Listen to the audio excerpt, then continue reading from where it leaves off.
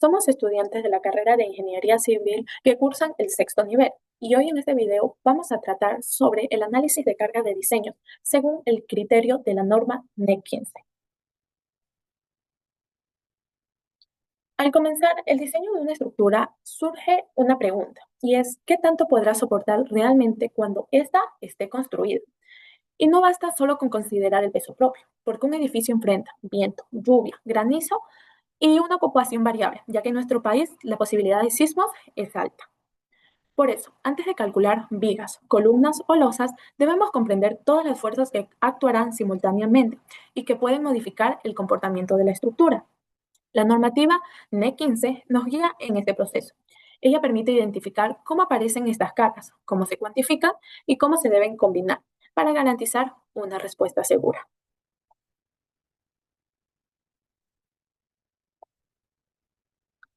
Su importancia radica en que esta permite garantizar la seguridad, la estabilidad y el buen desempeño de una obra civil ante diferentes condiciones de uso y también del ambiente. De acuerdo a la norma ecuatoriana de la Constitución, o mejor conocida como NEC 15, este análisis nos ayuda a seleccionar materiales, definir dimensiones estructurales y así anticipar el comportamiento de la edificación frente a fenómenos como se mencionó anteriormente, viento y movimientos sísmicos y así evitar fallas estructurales, reducir riesgos y asegurar que la construcción cumpla con los estándares técnicos y que están actualmente legalmente vigentes.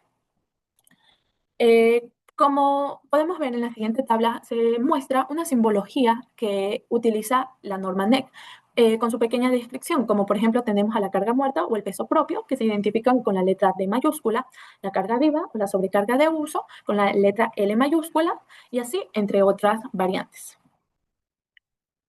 Bueno, la clasificación de las cargas. Estas se pueden dividir en cargas permanentes o también cargas muertas. Las cargas variables, que no son más allá de las cargas vivas, el viento y el granizo. Y las cargas accidentales, como mencionó anteriormente, nuestro país tiene bastantes acciones sísmicas. Empecemos con las cargas permanentes o también cargas muertas. Estas están constituidas por los pesos de todos los elementos estructurales, tales como son los muros, paredes, recubrimientos, instalaciones sanitarias, eléctricas, mecánicas y todo artefacto integrado permanentemente a la estructura. Entre ellas tenemos algunas subcategorías, como es el peso propio de elementos estructurales. Este peso corresponde a una carga permanente, es decir, se mantiene constante durante toda la vida útil de la edificación.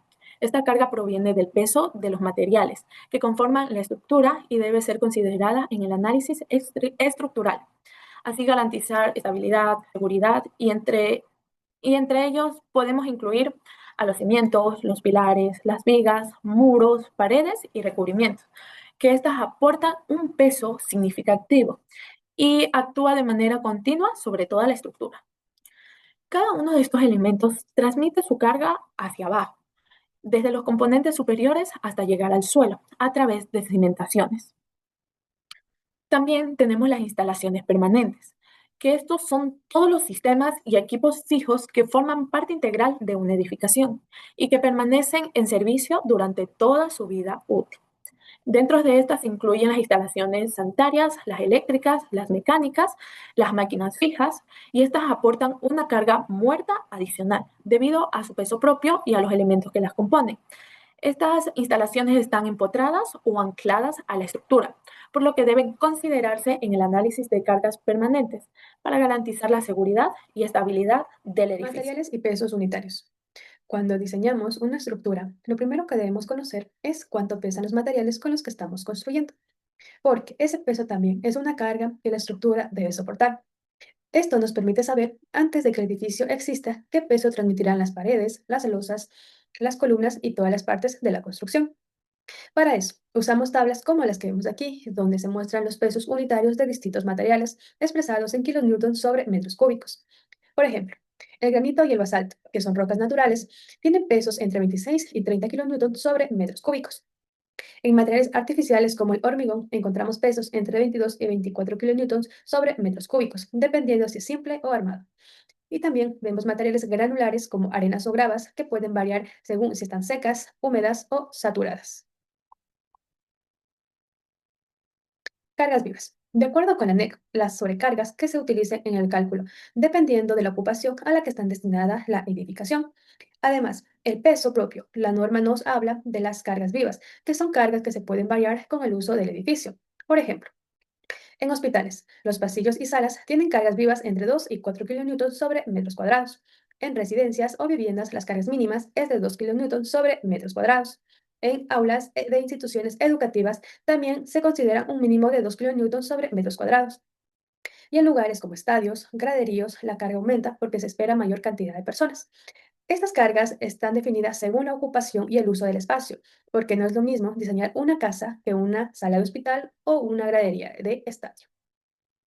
Reducción de cargas vivas. La NET también permite reducir las cargas vivas en algunos casos, siempre que se cumplan ciertas condiciones, porque hay elementos estructurales que soportan áreas grandes y se entiende que no toda superficie estará cargada al 100% todo al mismo tiempo. Para esto, se usa una fórmula donde intervienen la carga distribuida en kilonewtons sobre metros cúbicos, que es igual a la carga distribuida sin reducir por 0,5 más 4,57 dividido para la raíz cuadrada del factor común por área tributaria que soporta el elemento.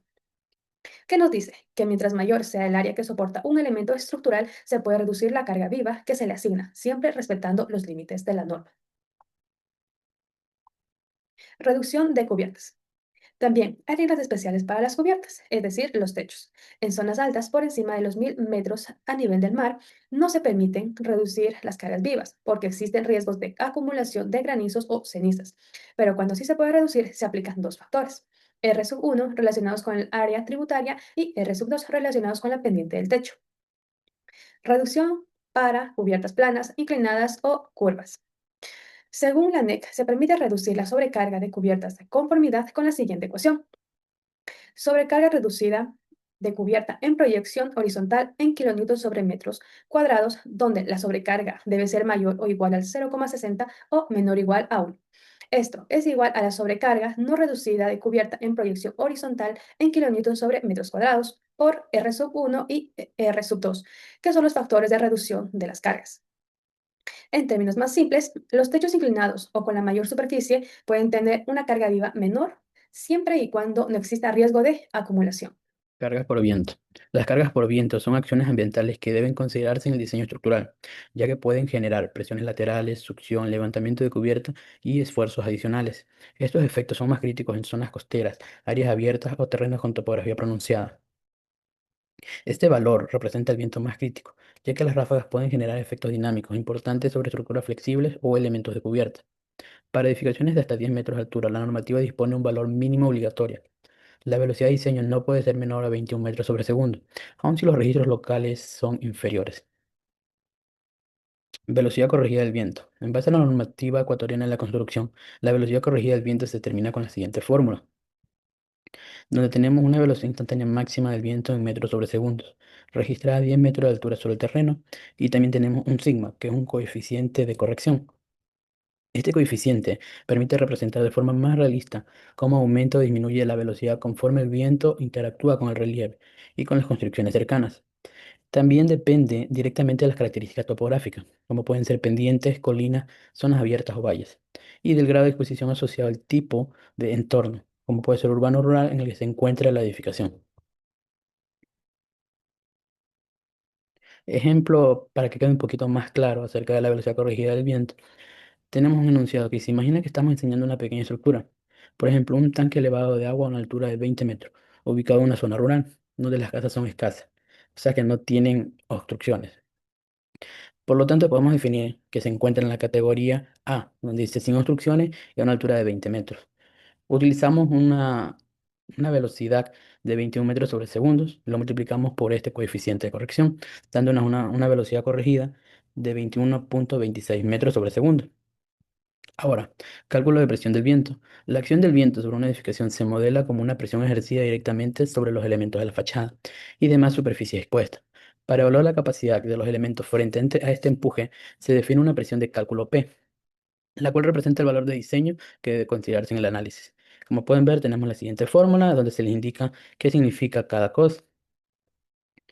También tenemos que para poder determinar el coeficiente de forma, nos tenemos que guiar a la siguiente tabla que se encuentra en la normativa NEC.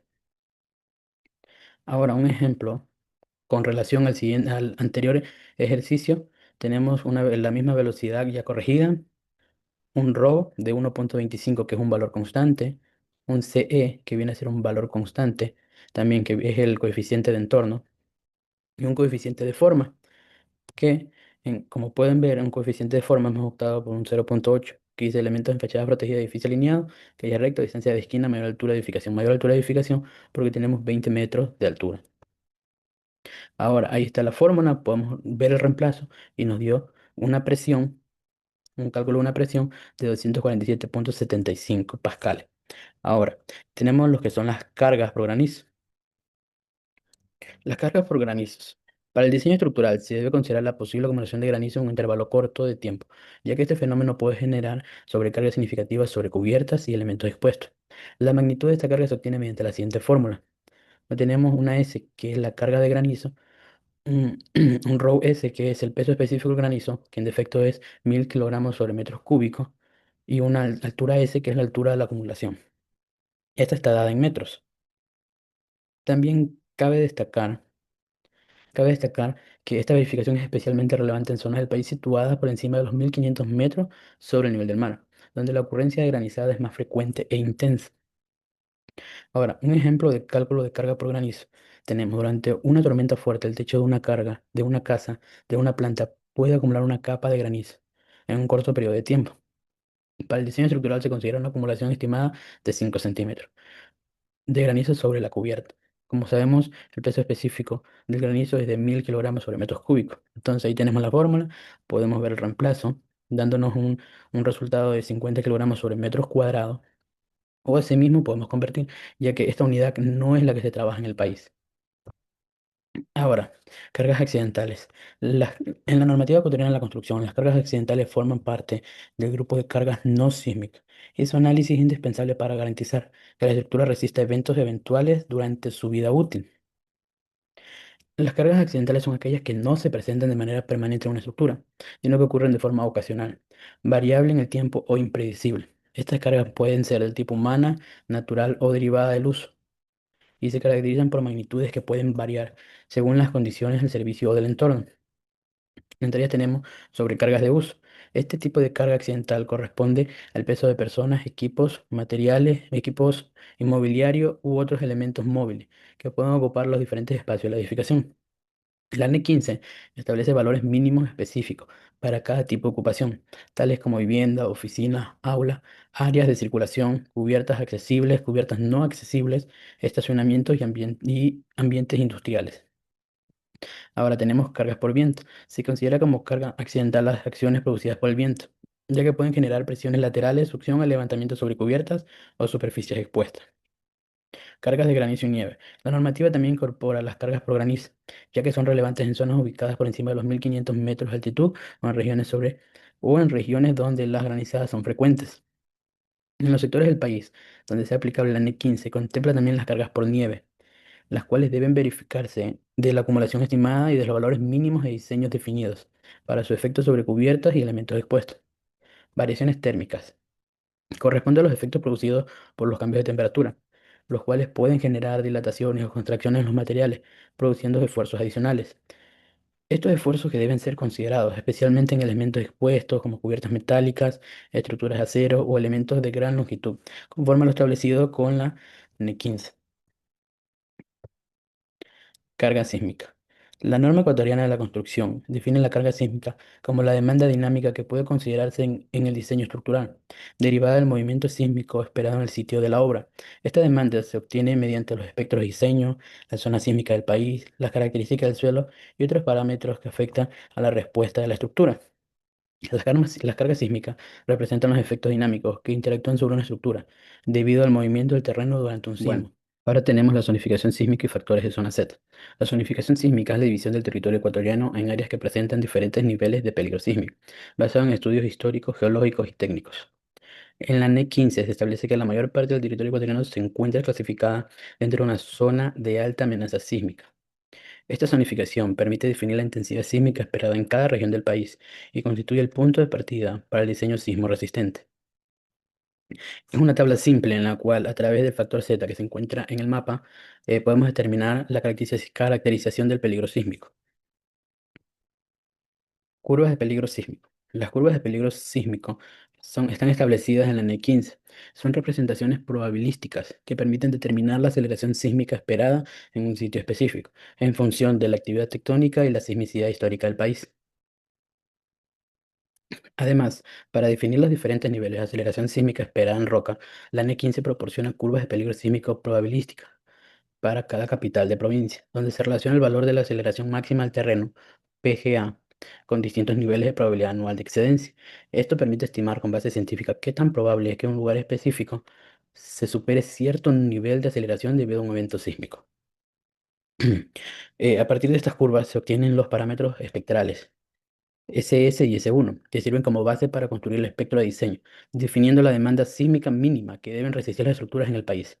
Como pueden ver, esta es una curva de peligro sísmico de la nueva LOJA, donde tiene un PGA con 1 segundo, 1.5 segundos, 0.2 segundos y 0.1 segundo. Niveles de amenaza sísmica. Los niveles de amenaza sísmica sirven como referencia para evaluar el desempeño estructural. La verificación correspondiente se realiza considerando los distintos grados de peligros sísmicos establecidos. Los eventos sísmicos se agrupan según su nivel de amenaza y el periodo medio de retorno, tal como se detalla en la siguiente tabla. Como pueden ver, aquí tenemos los niveles del sismo, los sismos, probabilidad de excedencia en 50 años, periodos de retorno en años y una tasa anual de excedencia. Bueno, después tenemos lo que son los requisitos del diseño sismo resistente, donde tenemos tres. La NEC 15 establece que todo sistema estructural debe cumplir tres condiciones esenciales para asegurar un desempeño adecuado frente a un evento sísmico severo. Estos requisitos constituyen la base de la filosofía del diseño sismo resistente. Entonces, el primero es seguridad de vida, condición de resistencia. De acuerdo con la NEC 15, se debe verificar que la estructura y su cimentación no alcancen estados límites de falla durante un sismo severo. Este criterio se conoce como seguridad de vida, pues garantiza que el edificio mantenga suficiente capacidad resistente para proteger a sus ocupantes. La estructura cumple este requisito cuando, bajo las acciones sísmicas del diseño, los esfuerzos solicitantes no superan las capacidades resistentes de los elementos estructurales en todas las posibles modalidades de falla, ya sea comprensión, tracción, corte, torsión o flexión. 2. Limitación de daños, control de deformación. La NEC 15 exige que la estructura limite sus derivas de piso frente a las fuerzas sísmicas de diseño. El objetivo de esto es evitar daños excesivos en elementos estructurales y no estructurales, así como preservar la operatividad mínima del edificio después de un sismo moderado o fuerte. Ductibilidad, que es el número 3. La NEC 15 establece que las estructuras deben poseer capacidad de disipar energía mediante deformaciones inelásticas controladas. Este comportamiento se obtiene mediante el diseño por capacidad, garantizando que ciertos elementos formen mecanismos plásticos adecuados mientras se evita cualquier falla frágil. Otras cargas accidentales. Las normativas NEC 2015 establece que deben considerarse otras cargas como efectos térmicos, retracción, asentamientos de suelo, presión hidrostática y cargas dinámicas. Los cambios de temperatura pueden producir dilataciones o contracciones que generan esfuerzos internos, especialmente en los elementos largos como las vigas y losas. Tenemos lo que son los hundimientos, que son desplazamientos verticales del terreno que afectan los cimientos o estructura que apoyan sobre ellos. Estos hundimientos generan esfuerzos adicionales sobre las vigas, columnas, pudiendo causar grietas, pérdida de alineación y, en casos extremos, hasta el colapso de toda la estructura. Impactos. Se producen cuando fuerzas externas golpean una estructura de forma repentina o gran energía. Ejemplo, la caída de alguna maquinaria. Estos impactos pueden generar fuerzas dinámicas mucho mayores que las cargas estáticas. La normativa indica que deben prever protección estructural para estas áreas expuestas. Accidentes vehiculares. Ocurre cuando los vehículos, autos, motocargas o camiones chocan con los elementos estructurales, como las columnas, muros, barandas o rampas. Fenómenos naturales. Estos fenómenos naturales incluyen eventos como inundaciones, deslizamiento, granizo, tormentas eléctricas, caída de árboles o roca. Las normativas NEC establecen que cuando estos fenómenos representan riesgo significativo en la zona geográfica del proyecto, deben incluirse en los estudios de diseño y evaluación.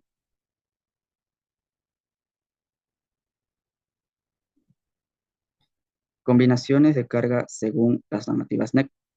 Existen combinaciones para estado límites de servicio, funcionalidad y deformaciones, para estado de límite último, resistencia máximas antes de fallar.